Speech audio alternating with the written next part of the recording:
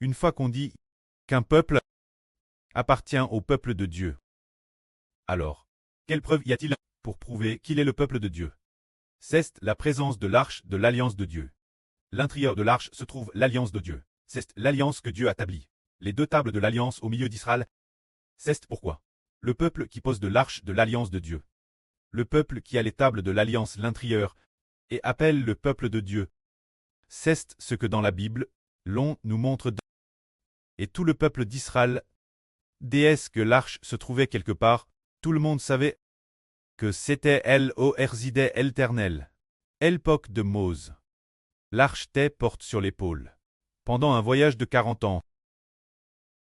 Plus tard, Josué a conduit un groupe de prêtres pour porter l'arche jusqu'au pays de Canaan.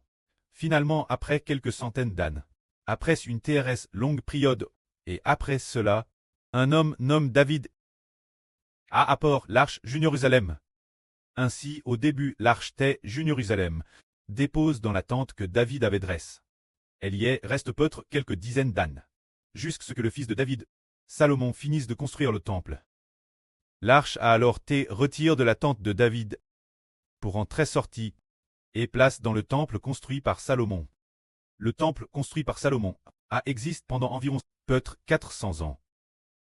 Ainsi, l'arche reste dans le temple pendant 400 ans.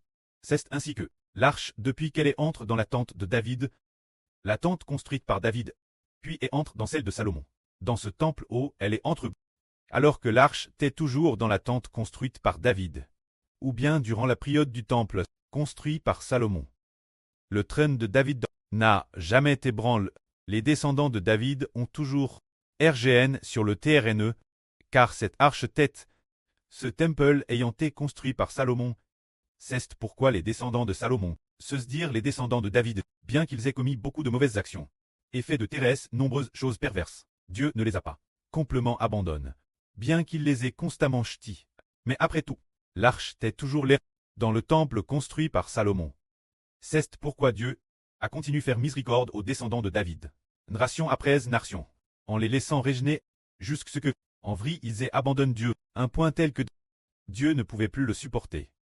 Le prêt a alors envoyé l'arme de Babylone pour détruire le temple. Et à partir de ce moment-là, il a aboli l'alliance avec les descendants de David, pour régner comme roi, jusqu'à ce que le prêt dise que celui qui t'est promis soit venu, établissant une nouvelle alliance, une fois que le fils promis qui appartenait le trône de David est apparu, il a alors donné le trône ce fils. Et ce fils est le Seigneur Christ. Ce soir, le frère Eb a dit plusieurs reprises l'arche de l'alliance de Dieu. Maintenant nous comprenons que l'ancienne alliance a effectivement établi l'arche, mais l'arche de la nouvelle alliance n'est pas faite pour utiliser ce bois de cèdre, ou construit en bois d'acacia. L'arche de la nouvelle alliance est faite du corps humain. Il y a le corps d'un homme, qui devient l'arche de l'alliance. Les corps des frères et sœurs deviennent le temple. Les deux esprits l'intérieur de cette personne symbolisent les deux tables de l'alliance. Quant au frère Eshber, il est comme l'arche de l'alliance. Celui qui projette l'alliance est aussi celui qui revoit l'alliance de Dieu.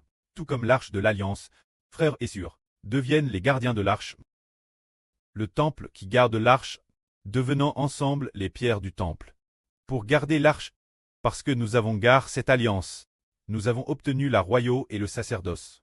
C'est ce que Dieu nous fait comprendre. Alors frères et sœurs, si vous pouvez l'accepter, suivez de PRS le frère Ashber, pour porter ensemble l'arche de Dieu. Et garder l'arche, se dire. Prêcher ensemble l'évangile du frère Ashber. Soutenir le frère Ashber. Avec le précleste et le Seigneur travers le frère Ashber. La vraie proclame pour que le salut de Dieu et du Seigneur se propage par la bouche du frère Ashber. Tout comme le frère Ashber est l'arche et devient le souverain sacrificateur. Qu'en est-il alors des frères et sœurs? Ils gardent aussi cette alliance ensemble, et préservent ensemble la vraie proclame par le frère Ashber. Préserver cette vraie, ce n'est pas défendre le frère Ashber en tant qu'individu, non seulement défendre le frère Ashber personnellement, mais surtout défendre le Saint-Esprit qui y habite. L'esprit du précleste Jéhovah et du Seigneur Christ.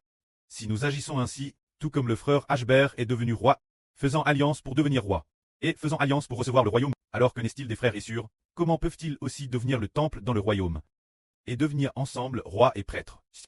Que la gloire soit rendue au prêtre et au Seigneur. Amen.